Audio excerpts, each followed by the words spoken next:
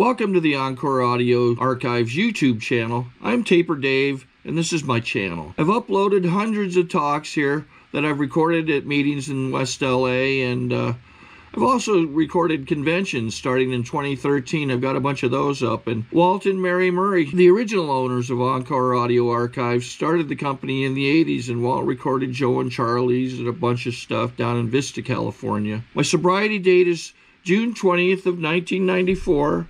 I hope you find something you like, so please like and subscribe to my channel and comment down below.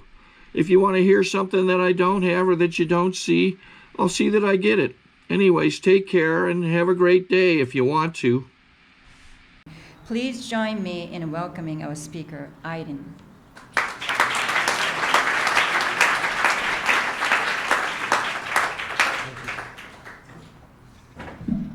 My name's Aydin. I'm an alcoholic.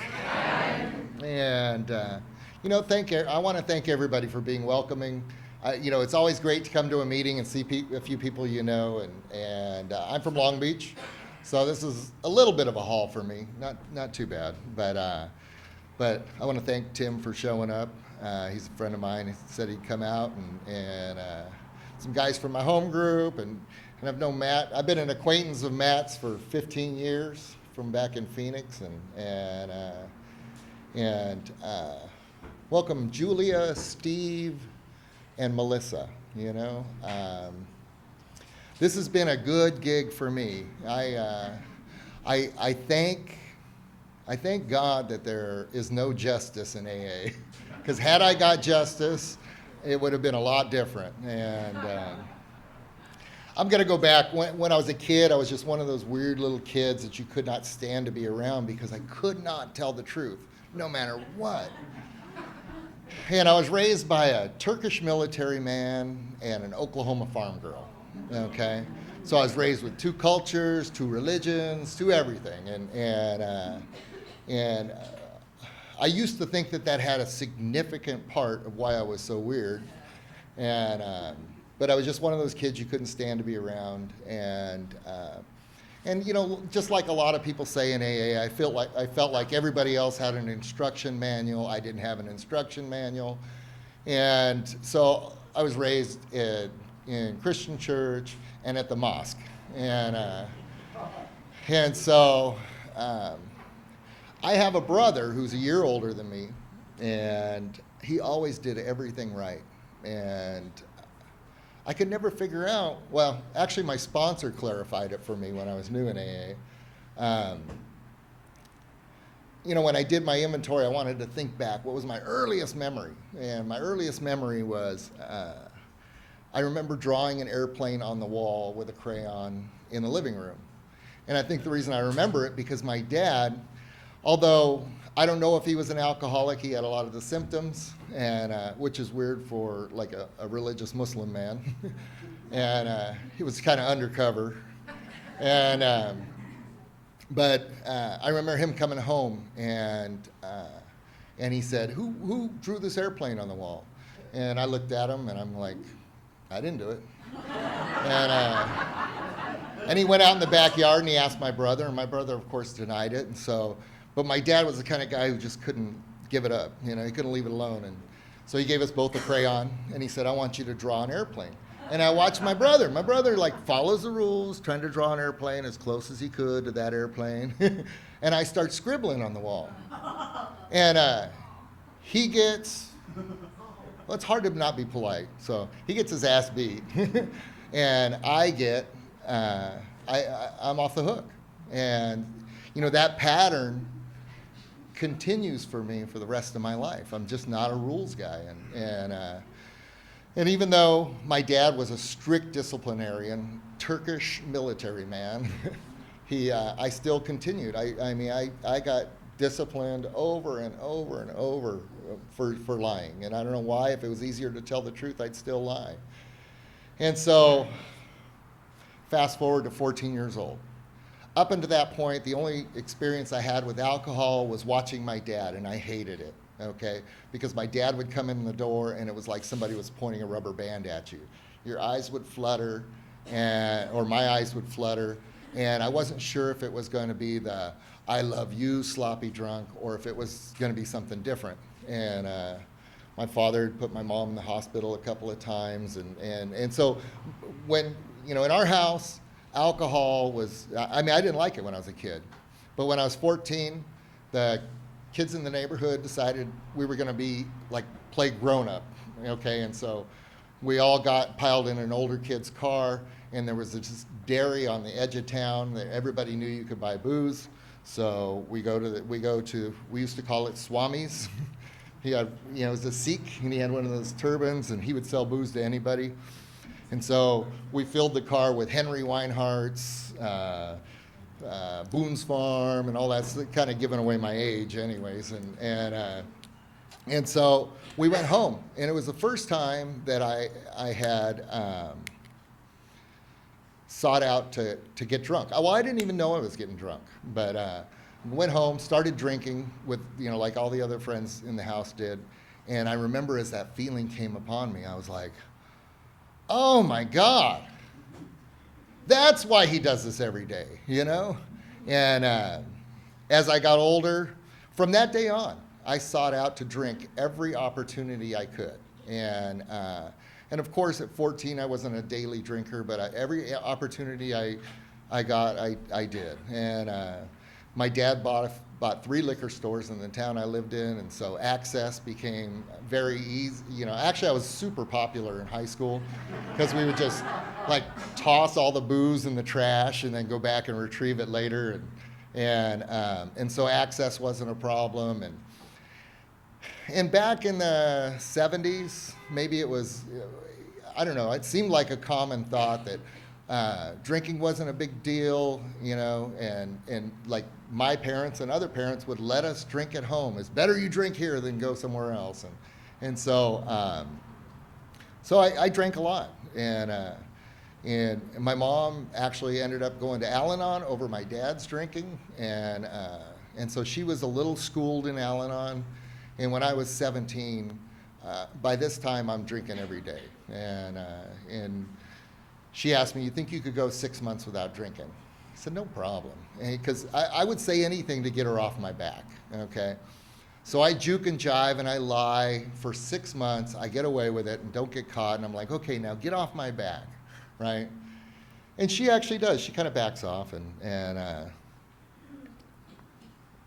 my drinking progresses and progresses. And I get my first DUI when I'm 21. Or maybe 22, I don't know. But I remember going to that class and that guy's telling me, he says, hey, every week they would ask us, who drank this week? And I'd raise my hand. And after about 6 weeks, he looks at me and he says, you signed a piece of paper saying you were going to try not to drink. And I said, I didn't even read what I signed, number one. Number two, you can't make me not drink. And he's like, you're right. And so, I'm one of those smart asses in this little class, and I don't pay attention. And at the end of it, he says, you know what, I guarantee you're going to be back here within a year. And I said, bullshit, I've been drinking for years. I was unlucky. I got caught once. Well, 11 months and 10 days later, I'm sitting minding my own business. And a cop comes up and knocks on my window with his flashlight and wakes me up. And I had been passed out at a signal, and there's 4 cop cars around me, and they're all laughing at me. Well, he wakes me up, my foot comes off the gas pedal, off the brake, and I start rolling down the street, and none of them are in their car. And I get about 100 feet, and I'm like, oh, there's no way I'm getting away with this. So I pull over, and on to DUI number 2. Now, as a young adult, I was really fortunate because I had worked in a warehouse, and I had watched these guys who were in sales. Okay, now I worked in the truck parts industry, and it was all men. I never had any women in our field at this time. That I had never run into anybody really, and big diesel truck parts. And it seemed to me that the salespeople's job was to take the customers to topless bars, okay, and then you take them enough times and then they owe you, and so they buy your parts from you, And that seemed like a sound business strategy to me. And so I worked really hard and I got a job in sales. And so my business strategy, coupled with the fact that I can't tell the truth, wouldn't amount to being a good salesman today, but in the 70s, it really did make me a good salesman. and so I get a job in sales, and I do really well. I do much better than I ever expected to. And like I said, I would just gravitate to the customers that was interested in going to the Topless Bar and buying their parts from me. I actually do so well that I get a really good job. I get a national job, and I work for a guy who drinks like me. And it was kind of an old-fashioned company. We even had bars in our desk, and the rule was at noon you could start drinking. And so I've got this incredible career path. I mean, to me, it's perfect. Okay. Like I said, I don't like rules. I never liked rules back from the time I was drawing the airplane on the wall give you an idea. In high school, I made really good grades. They allowed me to go to college half day. And I found out that nobody cares if you don't show up to college. And so I would register for classes and then I would withdraw. And I would turn in my registration papers and they would give me high school credit. And so I only went to school from 8 to 10, my last 3 years of high school. But they didn't tell me at the end that they were going to ask for my transcripts. So they get my transcripts and they saw that I never went to any classes. And so I ended up with a 3.85 grade point average and not graduating. And so I don't care. Like I said, I'm the kind of guy that doesn't care. And in fact, about this time that I'm doing really well at work, I'm dating this girl, and this girl says to me, we've been dating a long time. How come you haven't asked me to marry you or something? And I said, listen, frankly, I can't close my eyes and imagine that you're going to be the last chick I'm going to sleep with.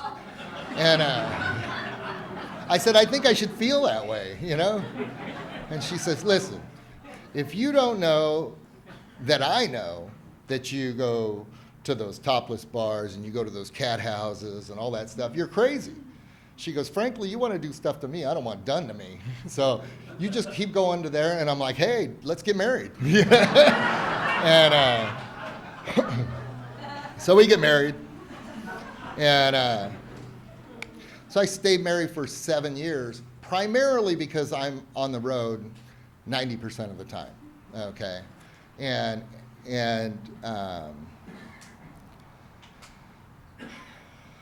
even when I come home that 10% of the time, I'm hardly never home. I'm out drinking every single night. By that time, my drinking has taken serious proportions.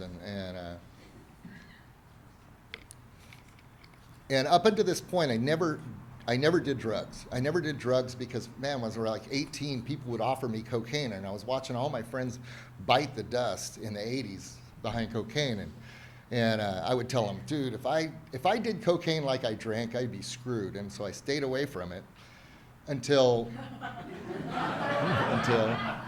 one day, this guy had owed me money at work, and I didn't care if he paid me back or not. He was a great worker, and he couldn't pay me back, and so he come in my office one day and he said, listen, I'm super behind financially. I can't pay you back. I feel bad. My sister gave me this big, huge bag of cocaine, but I'm afraid to sell it because I got a son, and I'm afraid that, what if I went to jail? And so he said, will you take this in exchange? I said, no problem, right? Now, I don't do drugs. And by this time, I had left my wife, okay? I had left my wife because I met her, the stripper at the Cat Patch. And I can't believe it, the stripper cheated on me almost immediately. And so I'm living with mom. I have a good career. I'm living with mom. I throw the cocaine in the sock drawer at mom's, and I meet this girl in a bar, and she says, I can't believe you don't do drugs the way you party. And I said, and I gave her my standard line, and she said, man, I wish you had some cocaine. And all of a sudden, bing! So I blaze over to my mom's house, grab the cocaine out of the sock drawer, and I get back in the car and I unroll that baggie, and there was like that much in it. And her eyes got about that big. And I immediately fell in love with what cocaine does to chicks. And so the bad part is now it's alcohol and drugs. Okay, alcohol is always a part of my story, but things start progressing. I end up getting my car repoed because I never take care of that second DUI. I have this good job, and I don't have a license, and I don't have a car, and this house of cards that I got has been shaking for years, finally just collapses, okay? I lose that good job. Mom goes back to Al-Anon, and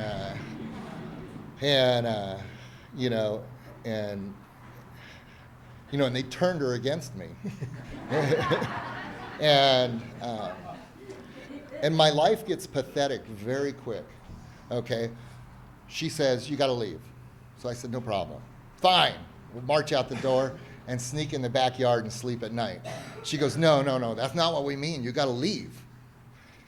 And so I end up sleeping in the park down the street from Mom's house because I don't get very far from Mom. And the problem is that by this time I'm unemployable.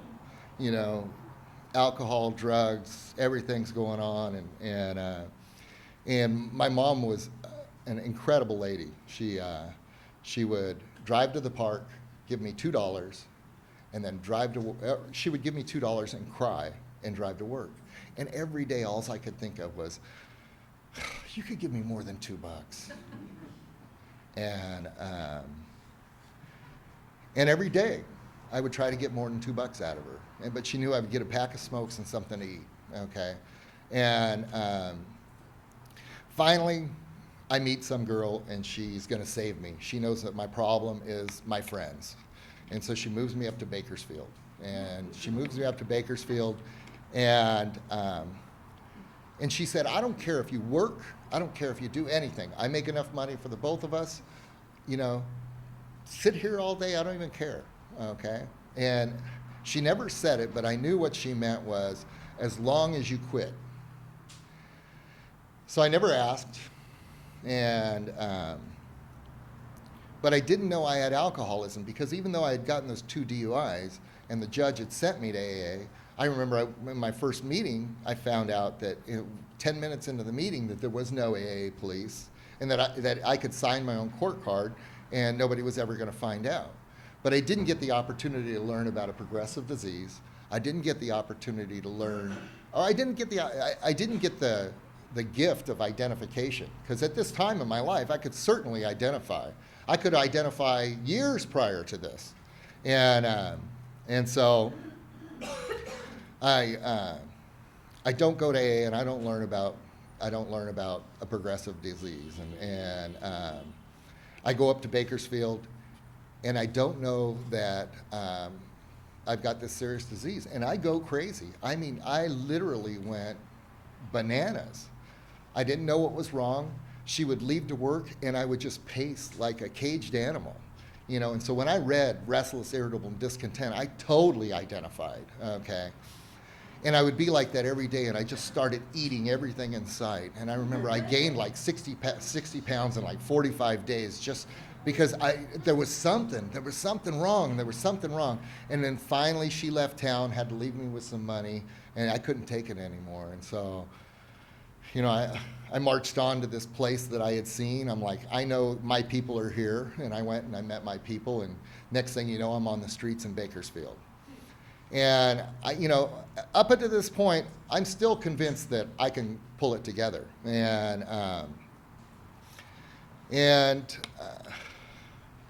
I met this girl. She was a entrepreneur on Union Avenue, and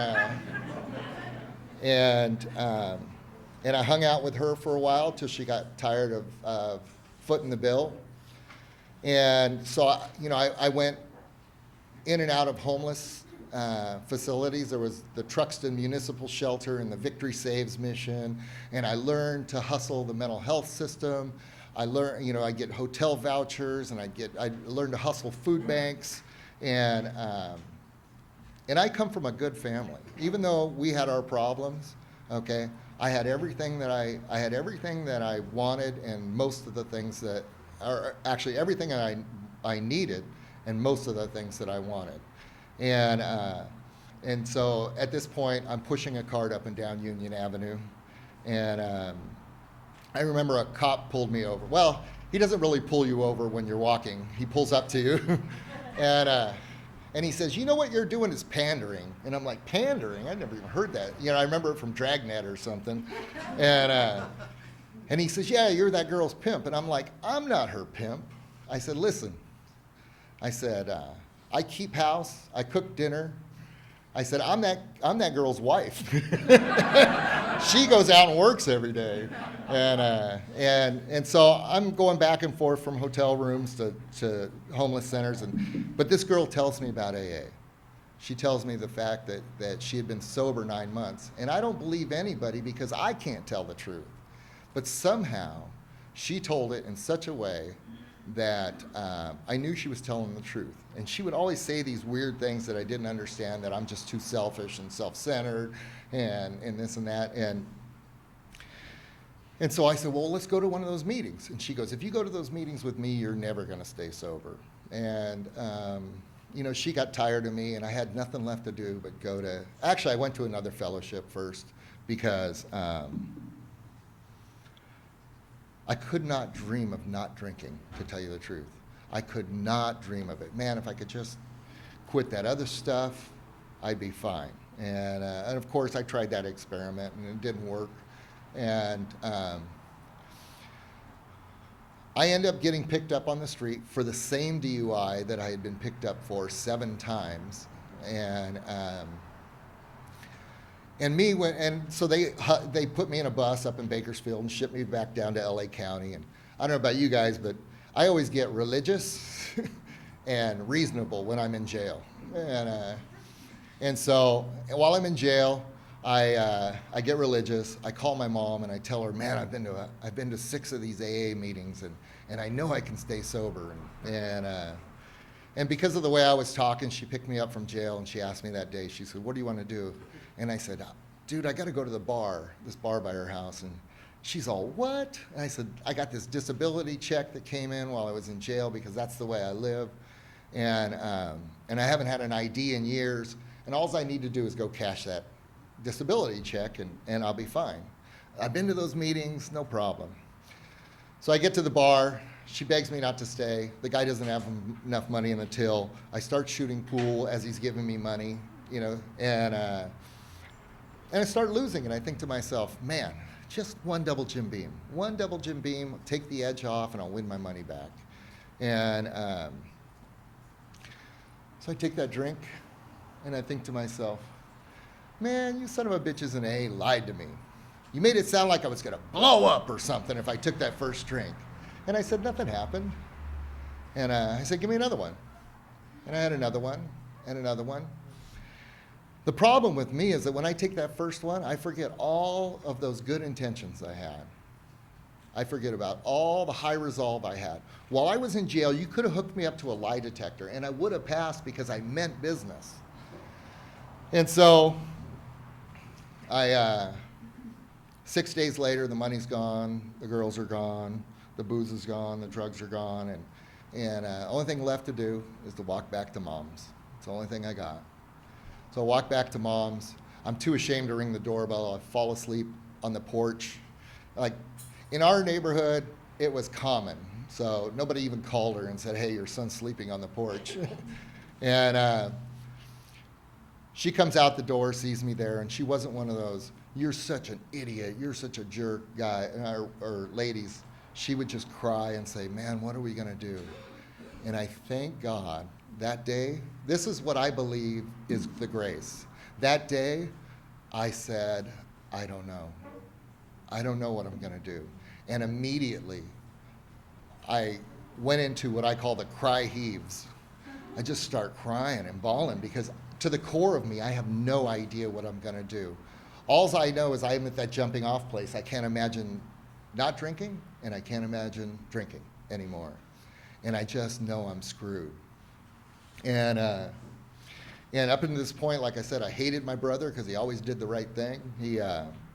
I get on the phone and I call my brother and I said, hey, would you come over and pray with me? And, you know, my family has been waiting years for me to talk like this. And he must have did a wheelie. He lived on the other side of town. He was there in like 30 seconds, man. And we start praying. Like I said, I was raised as a Muslim. He's a Muslim. He starts praying in Arabic. And I said, hey. I said, hey, do you know that in English?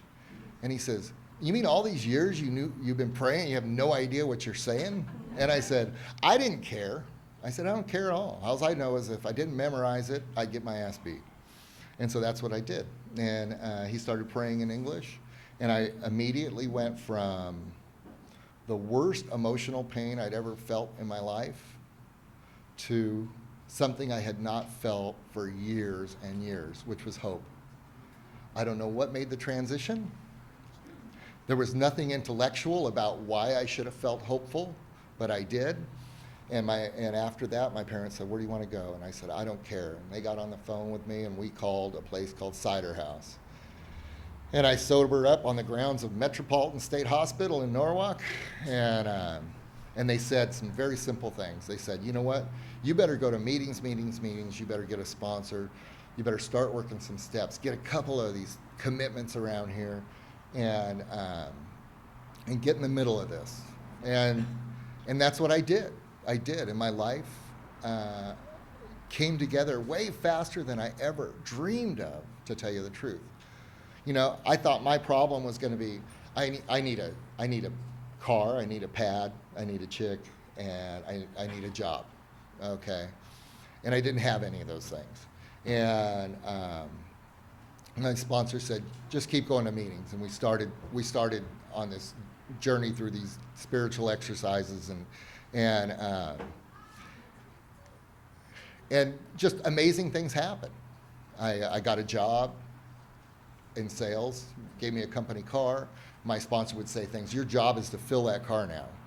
And ever since then, I've filled my car.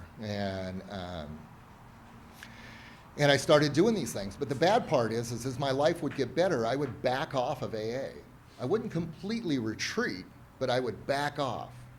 And I would start making my own decisions. And in sobriety, I would hit brick walls, okay? Like, I had this great job, right? And I worked for this lady who is just, everybody around her, it's difficult to work with her. And, you know, I called her, one day I called her that name you should never call a girl, okay? And so I immediately get reprimanded. And they asked me to fly back from Phoenix to Colorado, and the vice president pulls me in the office, and he says, you can't say that. And I said, yeah, but she is. He goes, I know she is, but you can't say that. And I'm like, why can't I say that? You know, and I'm still, I'm in adult situations, but this temperamental child have these tantrums. Okay, I end up losing that job. Okay, and you know, when things like that would happen, I would retreat back to AA, do everything that AA said to do, and my life would get better again. And then as it got better, I would retreat again. And then I would hit a brick wall. And so this is going on and on and on through my sobriety. And I never abandoned having a sponsor. I never abandoned having a home group. I never abandoned trying to the best of my ability to make it look like I was doing AA, which, by the way, is 1,000 times harder than actually doing AA.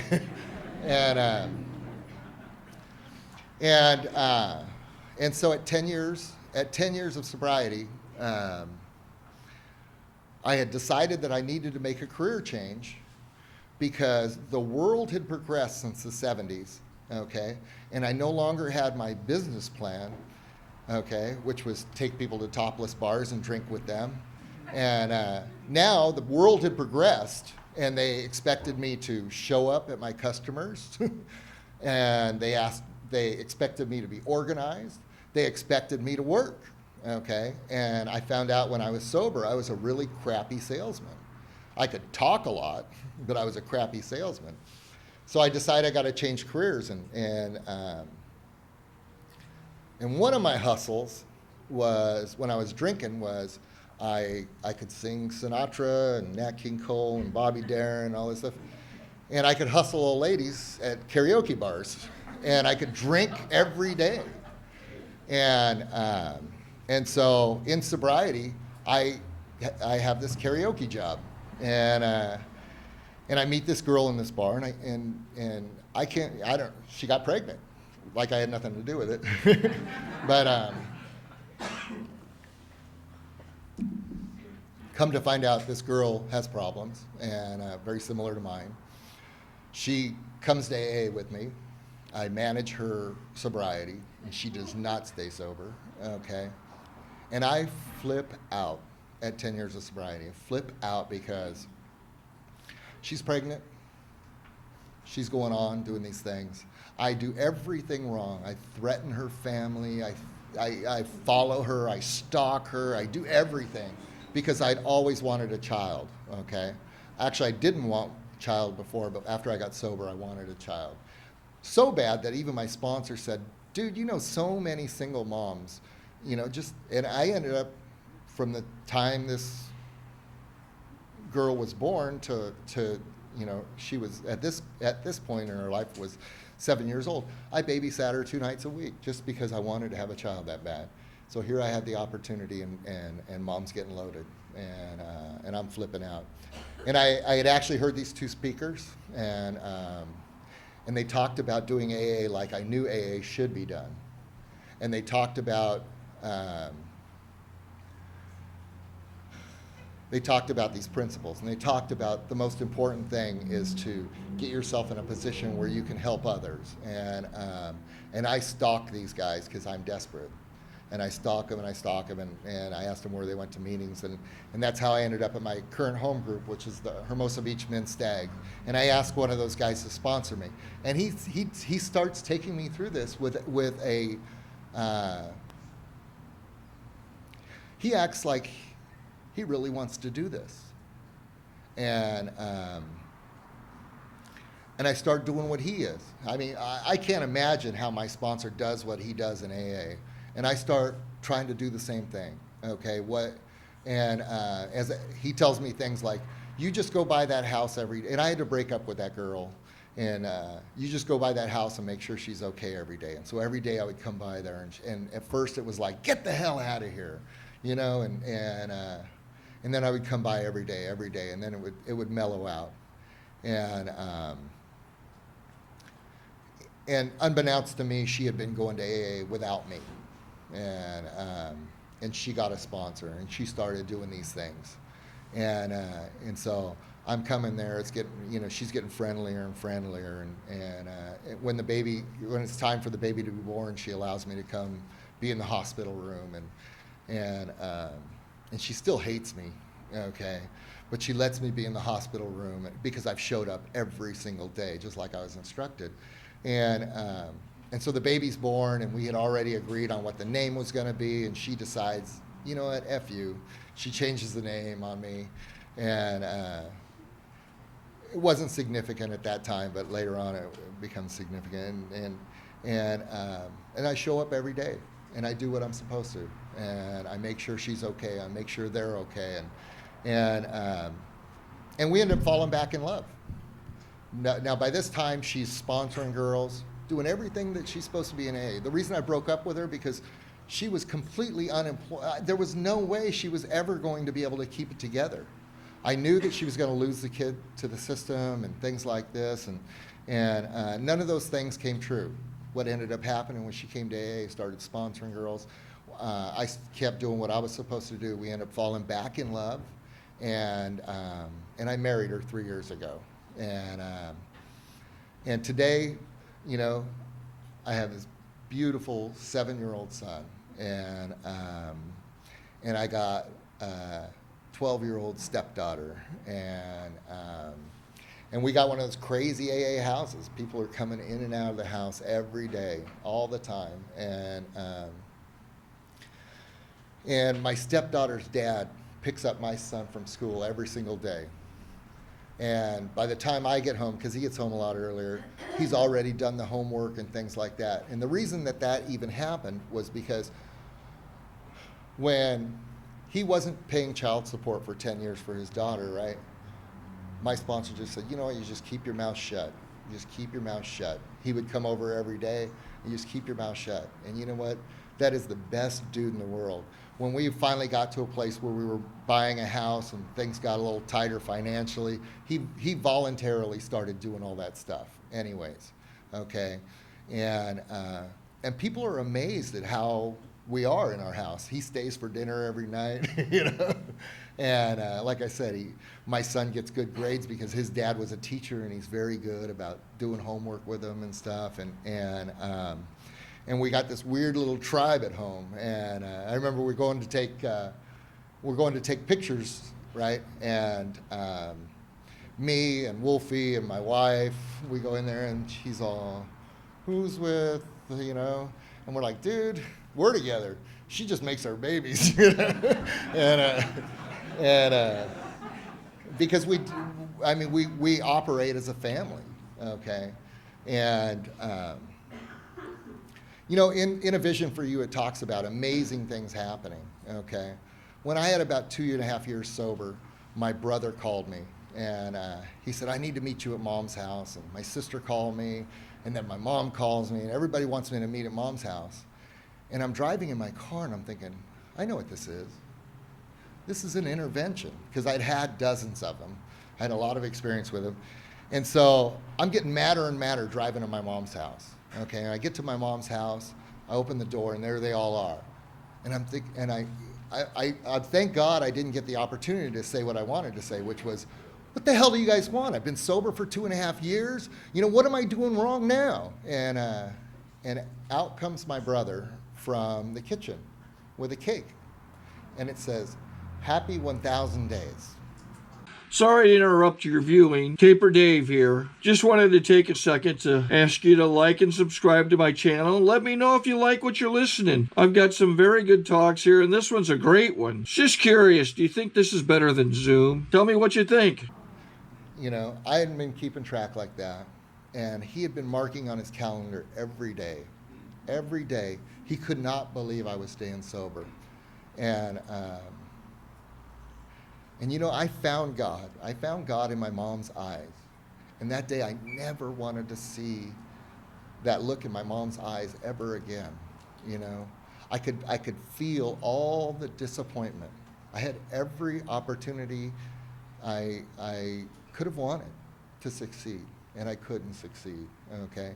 I had a disease, and I came here, and I started doing these things. And you know, the only thing, I'm not an expert on AA. I'm an expert on how to make a crooked road to get to where I am today, okay? But I found out that it works anytime I make the decision. And it works every time I follow through with it. And you know, today, I got a great life. I got a good wife. I got good kids. And I mean, I got a job I totally don't deserve. I followed through with that career change. And it's so weird. I'm not a cop, but I got a badge. In fact, I'm an inspector in the city. And I do code enforcement. And my boss is always like, how do you know all the homeless people? And I get along with everybody because, you know, here in AA, I learned you don't talk down to people. Like, I work in South LA, and it's dangerous if you don't act in a certain way. And he's like, God, I can't imagine anybody doing what you do because you get along with everybody. People are like, how come you always hassling me? I'm like, dude, because it's a spot. And I'm like, he's like, what do you mean a spot? I'm like, you know, it's a spot. There's kids that live here. You can't have that. And it's really weird. When you talk decently to people, they hear you.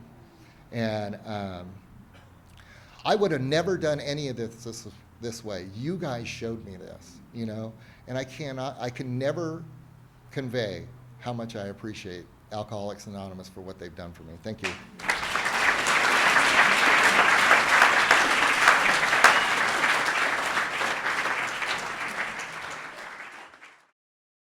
I think we got a great talk going on here. Thanks for watching the channel. Taper Dave here. Just curious, do you think this is better than Zoom? Okay, this is how I prepare my drone for launching. I like to do it inside the cab of my truck so I'm not standing outside in the weather. To install the joysticks for control, up and down, right and left, powered on. I have an Android phone that I use to connect it to the drone with. And it's actually controlled through the iPhone, through an app. Oops, wrong way. It's actually controlled through the iPhone, or through this Android phone, through the app. It's actually controlled through the Android phone, through an app, and you connect it through this short connection right here.